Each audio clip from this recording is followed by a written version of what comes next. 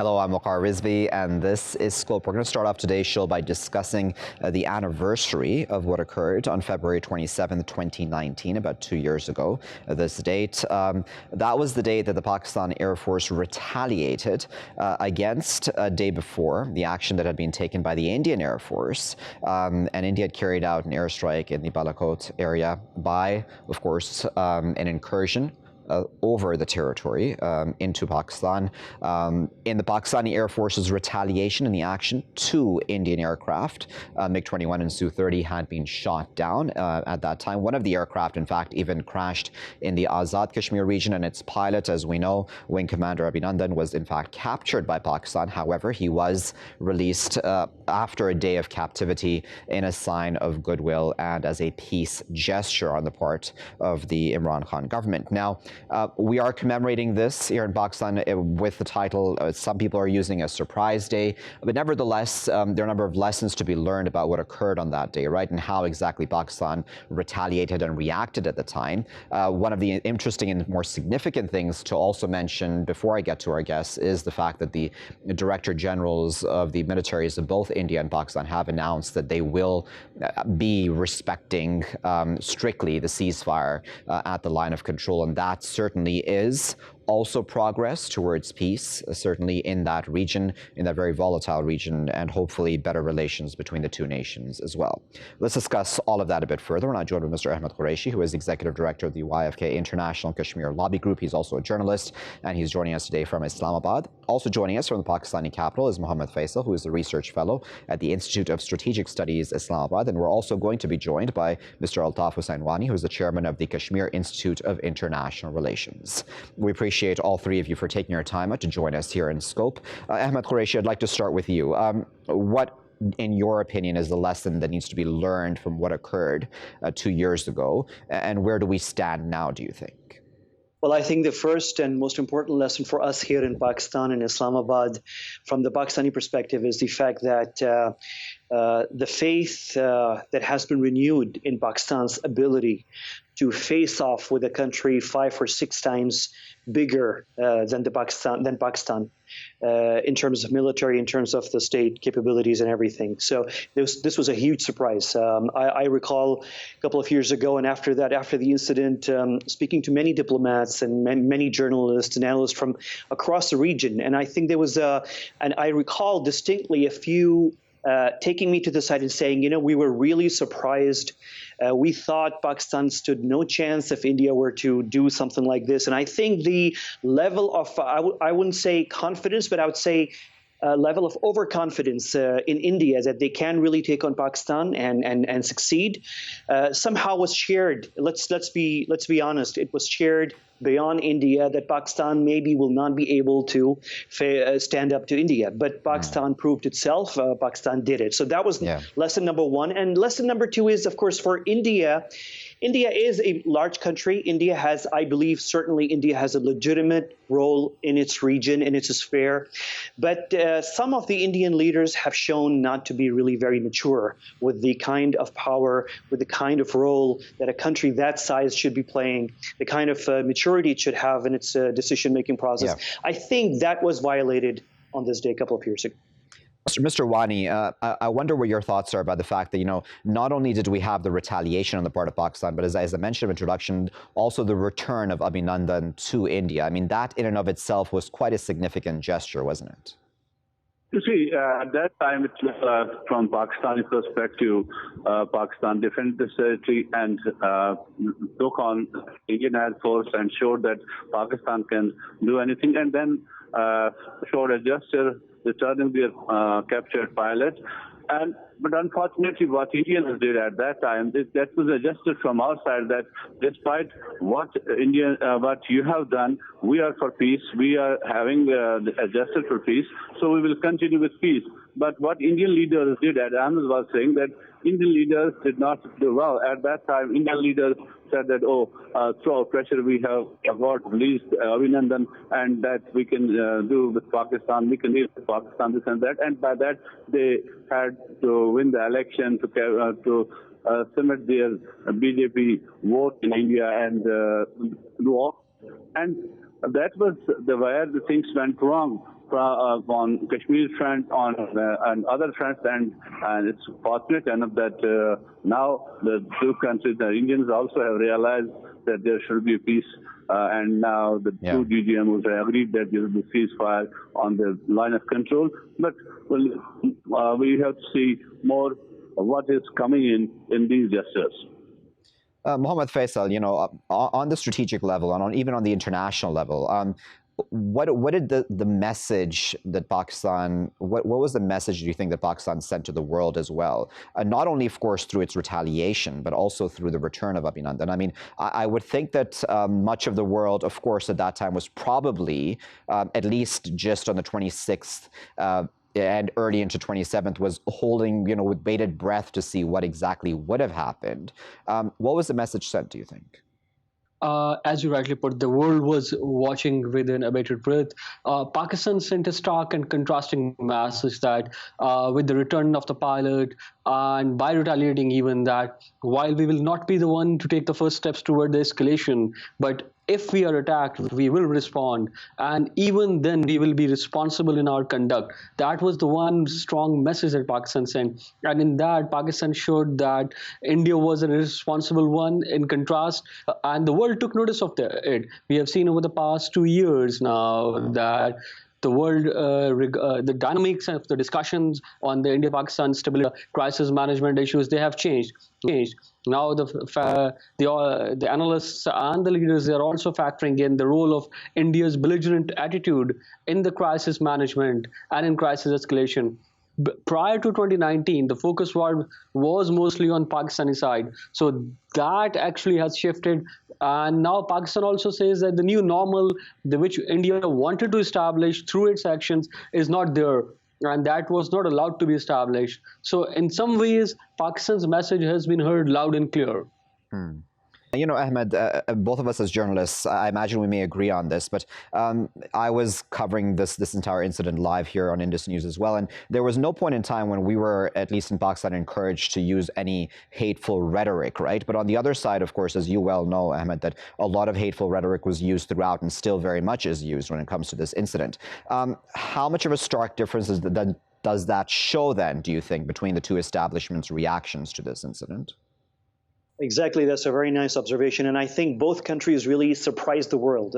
India surprised the world by the immaturity and the warmongering and the hate peddling that we saw in the Indian media. And Pakistan surprised the world when everybody really believed, or half the world, I won't say everybody, but half the world believed the Indian impressions created about Pakistan over the years, that Pakistan is the country that takes normally violent actions. And it was actually Pakistan that took this really very wise decision and a very wise move to return Abhinandan. So I think Pakistan surprised the world, and I think this speaks to the Pakistani diplomacy. We should recognize. I mean, Pakistan is. I mean, as you said, you've been watching Pakistani diplomacy for so many years, and Pakistani diplomacy is capable of really surprising the world.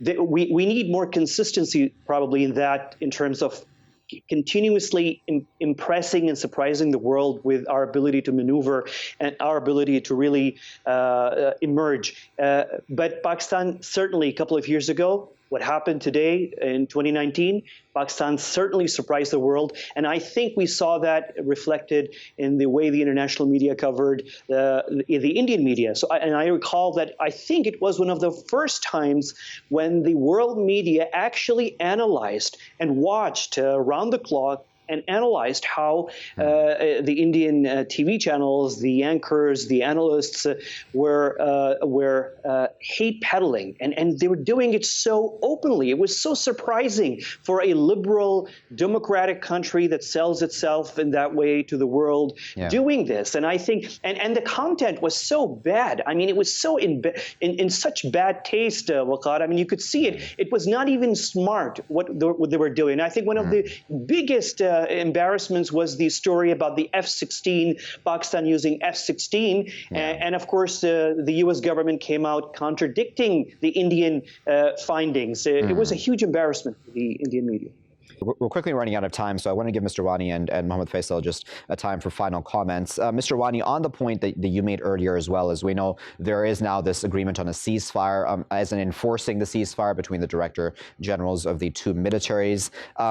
Why have we come to this point at this time? I mean, the Pakistan's always, of course, been calling for such confirmations from the other side anyhow over these years, even before the Balakot incident. What has pushed the Indians to confirm this and enforce a ceasefire now? I think over the years, what Indians did in the region and what they have been doing in their media and their policymakers and even their political leaders, their hate mongering around. But now they have come to the point that at the end of the day, what they have seen in India, the internal pressures in India are so much rising. Then on the external front, they had China on earlier, and also there is a very huge economic price which they are paying in the internal crisis in India. And along with that, they have a crisis in Kashmir, which is there, and that is persisting. And so I think the American pressure, the new administration in the United States has also, I think, has a role in it. That Indians came to this, that they had a ceasefire with Pakistan. But as a Kashmiri, I would like to see what is in it for the people of Kashmir, how the things will move ahead. Will Indians reverse all those, what we have said earlier, that Indians will have to reverse all those moves which they took on August 5th in order to start a peace dialogue with India and to negotiate with them on the other issues in this region. All right, Mohammed Faisal, then I'll give you the final word. How much should we read into this ceasefire? Of course, the Pakistani Prime Minister, as with, I would imagine, the rest of the international community, we've already heard from Washington as well, welcoming, the fact that this ceasefire will now be enforced by both sides. How important is this, or is this something that is sort of just a safe face move almost? As you noted that the world has welcomed it. It is indeed a welcome development. But the point to be noted here is, as the Prime Minister even tweeted today, that it's the onus is on India for the next steps. So they have to demonstrate the good faith now through building upon the ceasefire agreement that has been announced. The problem right now is, or the one dimension that is important is the Article 370's revocation and the context in which the Kashmir is moving, and the way the India-Pakistan relations were actually prior to the announcement of the ceasefire agreement. The reiteration and by the DGMOs. So would we see steps by India to reverse its actions in Kashmir over the past 2 years, which they have taken, and build the confidence and take the confidence building measures to improve this atmosphere and also to improve the bilateral relationship between India and Pakistan? So if those actions come, if India takes such steps, then only then can this ceasefire be implemented over the longer run. Otherwise, in few weeks or a few months down the road, we will again see the skirmishes along the line of control. And the problem there is as well, from the Pakistan's perspective, is Pakistan is constrained in some ways that on the both sides of the LOC, the Kashmiri population, it is the Kashmiri population. So if Pakistan retaliates, the civilians, when they are hurt on the Indian side of the LOC, they are the Kashmiri brethren of Pakistan. When Indians fire on the Pakistani side, they are still the Kashmiri brethren. So Pakistan is left with no good options actually to continue with the ceasefire violations or engaging in duels. So it is in Pakistan's interest actually, and Pakistan has always wanted it for the ceasefire agreement to be there. But the context of it in relation to the Kashmir conflict and the dispute, the developments that India will take and the steps that it will take, that will determine that will it be sustainable in the long run or not. Well, we'll leave it there at that, but we appreciate all three of our esteemed panelists for taking their time out and speaking to us here in Scope today. That was Altaf Hussain Wani speaking to us from Islamabad, Ahmed Qureshi also speaking to us from Islamabad, and Mohammed Faisal speaking to us from the Pakistani capital as well. We discussed there, of course, the anniversary of what happened 2 years ago on February 27, 2019, when Pakistan retaliated against an Indian incursion over the territory in the Balakot region. Pakistan shooting down 2 Indian aircraft, as I said in my introduction, and capturing an Indian pilot, returning that pilot a day later, and sort of, giving this precedent at the time, which was possibly not expected, as Ahmed there had mentioned, for Pakistan to do, because, it was very much within its rights to possibly have retaliated in a much tougher fashion. Of course, it did give a tough response in defense of its territory and sovereignty, but there's a lot to be learned here vis-a-vis toning down tensions, which we hope, of course, will remain. Especially now that we have news of this ceasefire that both director generals of the militaries have agreed upon. I'll be back with my next segment after this break. Welcome back, viewers. You're still here in Scope with me, Waqar, Rizvi. Now, in this segment, we're going to in fact, talk about another anniversary, but this time we're going to go all the way back to the year 2002. On this day, 27th February 2002, there was the burning of a train in Godhra, if I'm pronouncing that correctly, in Gujarat, which had caused the deaths of around 58 Hindu pilgrims on a train.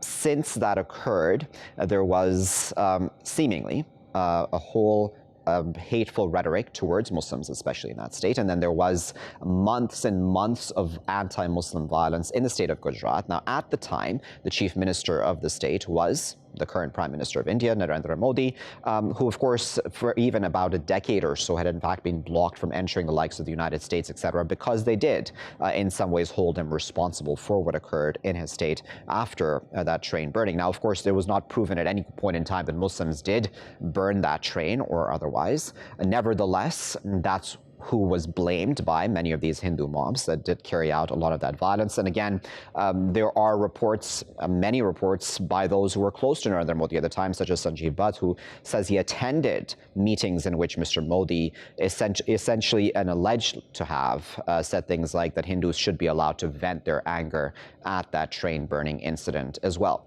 Now, of course, there's a lot to discuss here about the lessons that have been learned in the years in between now till the year 2021 or not.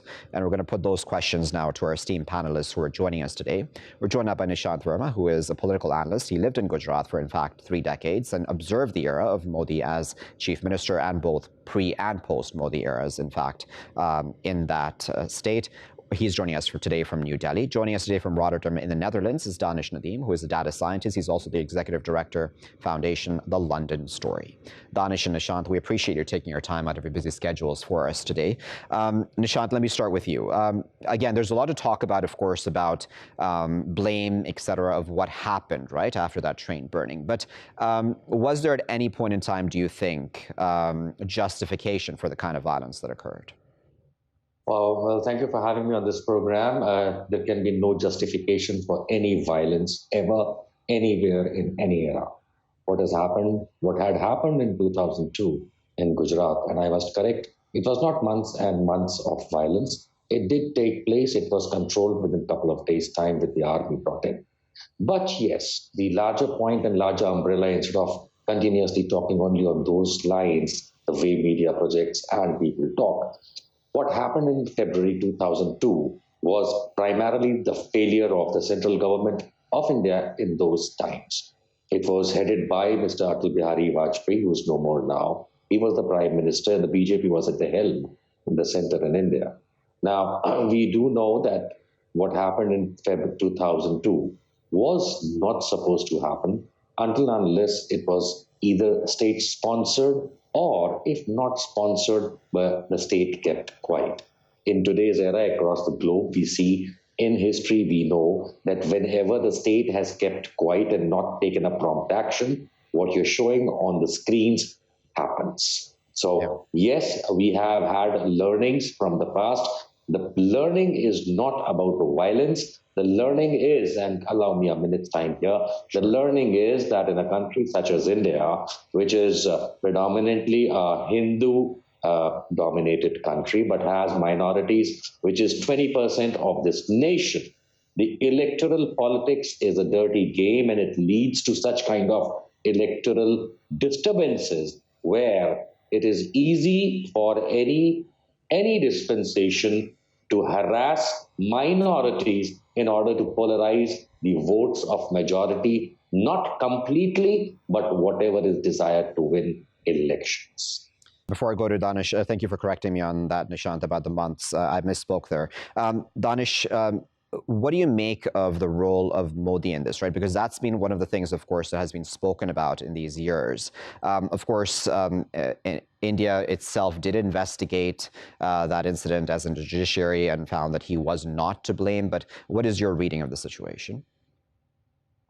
Yeah, so for me, thank you for me here. And I wanted to say more about what I perceived at that time. Sure. The problem was when it happened, I was still in my early days of my graduation, and I was trying to make sense out of it. Of course, India has seen historically riots and violence, and what was more significant in 2002 violence was the role that state played in complicity to kind of create an atmosphere where people were let go and be very emboldened to kind of carry out violence.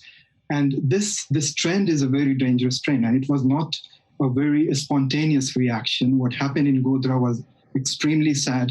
It was really something which touched each of us as an Indian. But what was followed was something which showed that it was not immediately happened as a reaction to something, but it was something which was planned, which was a kind of a program where we saw like there was a systematic targeting of minorities. They had a very well data about where people are living, where there is a cluster of Muslim communities. So that kind of sense, that kind of trend was something very, very shocking.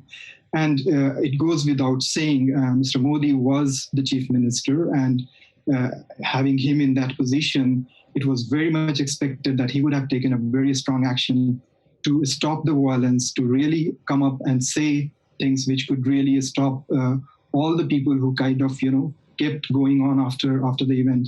So I think there is a lot of responsibility that lies on his shoulder, even though we have seen, 10 years after there was a CIT which gave him a clean sheet. But still there is a lot of mistrust. There is a trust deficit that happened in the community, and which is still we can see in the current time when he's the prime minister of the country. Indeed, I wanted to, in fact, hone in on that, if you allow me, about this mistrust then, right? Because now Modi as prime minister, I would think that just the optics of that probably do not make minorities feel very, I don't know if the word is safe or welcome, but I mean, it probably doesn't give them a good feeling, right? Because if he is, in fact, responsible, partly or otherwise, even just by looking the other way when it comes to what happened in Gujarat in 2002, that in and of itself, to have him in a position as prime minister is probably not a very comfortable feeling for minorities? Well, two things here. First of all, let me make this correction that historically this land has not been witnessing the Hindu-Muslim divide. This is a land where erstwhile India, British India, we see when Mughals ruled this land, and prior to that, we have seen Tipu Sultan having his general who was a Hindu. We have seen Chhatrapati Shivaji Maharaj having 4 Muslim generals out of 11. So this land predominantly did not have the Hindu-Muslim divide. That is number one. Number two, coming to Modi's role in 2002. I think if we go back to the history and read it correctly, 2002, Modi was only the chief minister since about a 1 year duration, while he replaced Keshubhai Patel as chief minister. The primary understanding is that we encircle Modi and talk about 2002, and we forget the role of Atal Bihari Vajpayee, the then strong Hindutvawadi prime minister of India. We must understand that Modi was a minuscule object of politics in those times. It was Mr. Atal Bihari Vajpayee and his clever gang who allowed certain things such as 2002 post-Godhra to happen.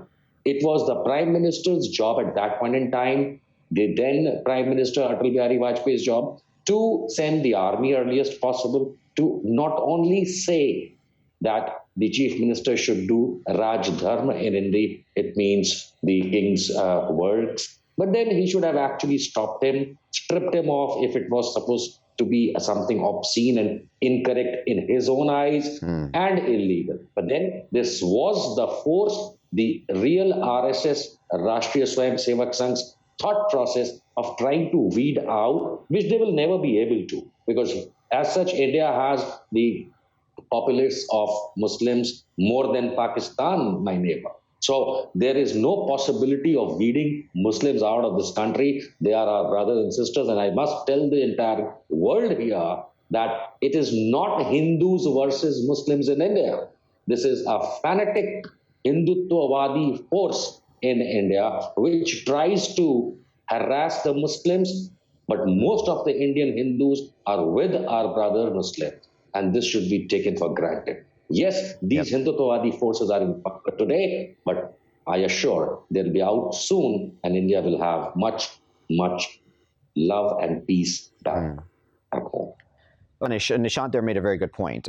Do you think that possibly, and of course it's not to whitewash Modi certainly, but maybe for those of us on the outside at least of the situation, looking from the outside in, I mean, we hone in a lot on just the person of Modi himself. I mean, is Nishant correct there to point out that this was really just the establishment and the government at the time, but really the establishment that went along with this situation almost as well?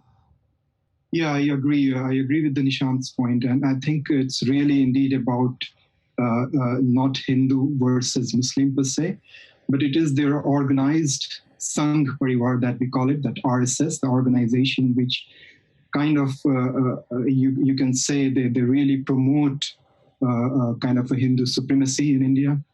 And that rise of radicalization, which is happening under the government's nose, which is, not surprising because most of the members of the current ruling party are affiliated to that organization. And definitely there is a sense of fear among the minorities in the country. They are, it has been a country where, we have lived together for a long time. There is a huge diversity and people have followed the ethos of country. It's a beautiful in that sense. And I think we are very proud of that. But what we have seen in the course of time in the past few decades, that there is this rise of radicalization, which is really concerning. It starts with hate mongering, and now we see that hate has been escalated because of the social media platform. That's where we are also focusing as an organization to kind of curtail the hate. But then it translates into the violence at the streets. And that is this trend, this pattern, which is really concerning. And this is something which is environment, the environment which is created around it. That is something which bothers, I think, minorities, and not only minorities, people who are raising their voice against the government, against the policies. That is something which has to be talked about at the moment. Very well. We'll have to leave that at that. Unfortunately, the clock has gotten the best of us. We sincerely appreciate both Danish and Nishant, as I said, for taking their time out of their schedules this Saturday to discuss this anniversary of the 2002 events in Gujarat, in the province of India, that is, and of course the anti-Muslim violence that took place after the burning of a train. Nishant, they were speaking to us from New Delhi, and Danish was speaking to us today from Rotterdam. Both of them shedding light on what occurred, of course, back then in 2002, but of course the lessons that have been learned and possibly have not been learned as well. And again, for the words and the wordings are very, very important. As Nishant there clarified for all of us, it's not Hindus versus Muslims, but it's fanatics versus pretty much everybody else, really. It's not just the Muslim community that is in their crosshairs, but in this specific instance, yes, it was the Muslim community in Gujarat that was in the crosshairs of these fanatics as well. And in the ensuing years, we've had, now that Modi is Prime Minister, I mean, it seems that their power is a lot stronger possibly at this point, but then maybe there is hope on the horizon. I mean, there's the likes of Nishant and many, many, many others who do want a country where all minorities live in peace side by side with the Hindu majority as well. And that is, on the behalf of all of us, I would think, is the hope that we all have for India as well. I'll be back with my final segment after this. Welcome back, viewers. You're still here in Scope with me, Waqar, Rizvi. In the final segment of today's show, we're going to discuss Benjamin Netanyahu, who has made a request of Joe Biden, who is the new U.S. president, of course, to keep sanctions that have been imposed by the former president, Donald Trump, on the International Criminal Court, and to keep those in place. Now, we know that Israel is currently faced with an ICC investigation into its actions vis-a-vis the occupation, etc., a war crimes investigation, that is, and America also faces a similar sort of investigation about its activities, or its troops' activities, I should say, in Afghanistan. Now, both countries have, of course, come out strongly against these investigations, these respective investigations, but At this time, of course, Netanyahu worried, I would think, and that is why he's made this request public that Biden keep those sanctions on ICC officials. What will happen? Will Biden keep those sanctions or not? Should America keep those sanctions or not? Those are all, of course, very important questions to ask, because then they have a huge impact, right, on global justice and the equality of justice that should be meted out to anybody who is responsible for any sort of war crimes anywhere in the world. Let's discuss all of that a bit further. We're now joined by Jennifer Shrehan, who is a clinical professor at the NYU Center for Global Affairs. She's joining us today from New York. Jennifer, good morning to you, and thank you for joining us here in Scope. What do you make of the sanctions that were placed on the ICC to begin with, right? So this was meant to obviously stop the work of both investigating, Israel and activities in Afghanistan of U.S. troops. What kind of a message has that sent to all of us? I think the sanctions were a horrible message for the United States to send. The United States historically has been supportive of international justice, supportive of the Yugoslav, Rwanda tribunals, other tribunals.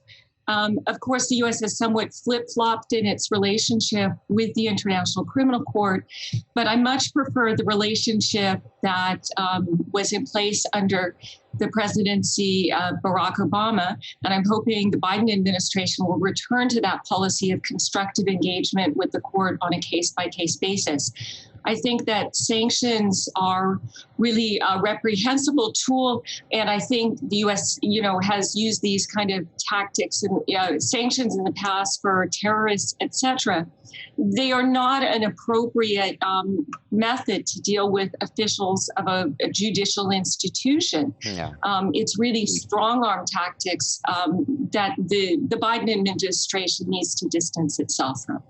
So I want an argument out of the way, if I may, Jennifer, because the argument on the U.S. side, and I'm sure you've heard this many, many times as well, is that the U.S. is very capable of investigating itself. And I believe that's what the Israelis' argument is, too, that, listen, if our troops carry out any such crimes, we will hold them to account. We don't need the ICC to come in as an external party and to hold us to account. How do you respond to that? I totally agree with that, but that's very much accommodated, even if the ICC continues to look at these situations. And just to make clear, it's not just investigating Palestine, it's looking at Israeli and Palestinian conduct. And similarly, in the Afghanistan situation, it's the conduct of U.S. nationals, Afghan armed forces, and the Taliban, and, very large-scale crimes by the Taliban. So my fear is, of course, when the U.S. under the past administration was strong-arming the court, it was also meaning, crimes against the Taliban, as well as the ICC's general caseload are hampered by this. And the court is doing a lot of good work there around the globe, most of it which aligns perfectly with U.S. interests, not that should be our measure of dealing with pursuing justice. But under the International Criminal Court system, even if the court were to go forward, the U.S. Or any country can always make the case inadmissible in front of the ICC by doing its own investigations and prosecutions. I believe the U.S. has done a little, this is known as complementarity. I think the U.S. has done a little bit of this, but I think more needs to be done, and any country can do this. So that would be my recommendation, certainly for the United States. It does have capable court systems. How does this hurt and or help the ICC going forward, right? Because, Jennifer, also there's other arguments that are made about quote unquote double standards, as people may term it, that the ICC goes after, for example, corrupt African leaders. And no one's saying those sorts of leaders should not be, held to justice for A, corruption, or B, war crimes, et cetera, in their respective nations. But then, it should be, global justice should be equal throughout the world, right? So is it, in some ways, unfortunately, the way our world is set up is that might is right, where, the more powerful countries like the United States can say, listen, we're not above the law. I don't want to overstate this either, but we don't need an international organization meddling in our affairs, but it's fine if they do it, for example, for an African nation? You're absolutely right. I do think it sets double standards to have the sanctions in place, which is trying to kind of strong arm the court against proceeding against U.S. officials. The U.S. is not a party to the court. I think every country should be a party to this court. And at that point, there really will be justice across the board. So that really is the goal. In the earlier days, the court had more cases against involving countries in Africa. Now its docket, it's much more diverse. And of course, it prosecutes genocide, war crimes, crimes against humanity, and the crime of aggression. It actually doesn't prosecute corruption. But it is a challenge, and we absolutely need to see justice across the board. And I think U.S. sanctions sets a horrible precedent because it basically suggests to other countries, strong-arming the court is the way to go rather than engaging with the court as a judicial institution. The U.S. has sometimes argued there isn't jurisdiction. I think Israel potentially would make that argument regarding its nationals. And what I would like to see is countries engaging with the court as a judicial institution, make these arguments, make them, put them to the prosecutor, potentially in motion practice before the international court, engage with the court as a judicial institution, and don't use sanctions tactics against court officials.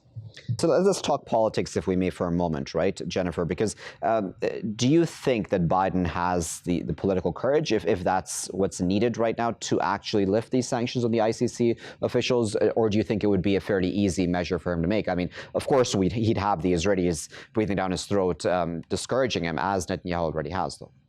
Yeah. I do think he has the courage to do this. And he's been urged to do this by the U.S. war crimes ambassadors, actually from bipartisanly, war crimes ambassadors who have served under the Bush and Obama and Clinton administrations have all come out urging him to lift these sanctions, as has the American Bar Association, the New York City Bar Association, the Philadelphia Bar Association, over 70 UN member states, 188 U.S. lawyers and academics, and I'm pleased I signed that letter of 188 lawyers, which we and academics, which we gave to the past administration, a number of NGOs in the United States. So there is actually a fair measure of support within the United States, and I also think the sanctions were against the policies of all major almost all major U.S. allies. Certainly many of the U.S.'s NATO allies are staunch supporters of the International Criminal Court. So it was actually the Trump move that was very much out of line with U.S. allies that support the court. So as Biden is restoring relations with allies around the globe, there are many who would welcome. And I'm not saying the U.S. would. The Biden administration's position was constructive engagement on a case-by-case basis. This allowed the U.S. somewhat to pick and choose. And I'm not saying the U.S. should assist the court. I think in fact, under legislation, it's precluded from assisting regarding U.S. nationals. Indeed, yeah. So the U.S. obviously would choose which cases it wants to assist. And it always has that ability to make that choice. So, I mean, I know this may be a far-fetched question, but as my final thought with you, Jennifer, I'm wondering, do you think that the day may come where we'll have Fatou Bensouda and or her replacement, Karim Khan, as the ICC prosecutor, that they'd be allowed into the U.S. to even carry out this investigation? Because, I mean, as a country that's not a party to it, maybe that is a step too far? Yeah, I don't see that happening. The U.S., I believe that would be precluded under current U.S. legislation.